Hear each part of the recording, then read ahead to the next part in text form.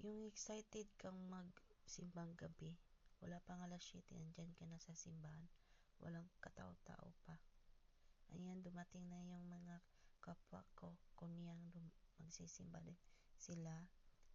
Nagdadasal muna ako kay Mama Mary.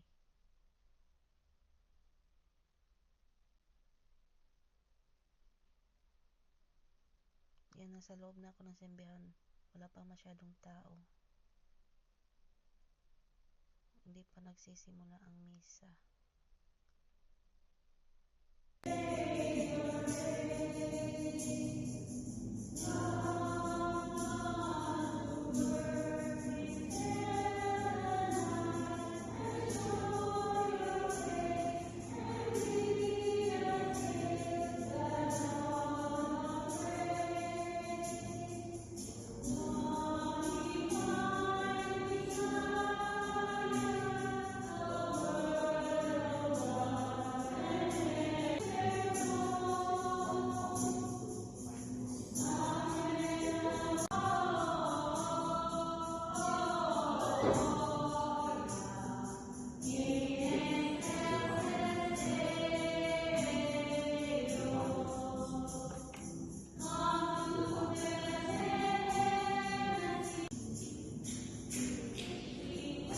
A Merry Christmas, we wish you a Merry Christmas, we wish you a Merry Christmas and a Happy New Year.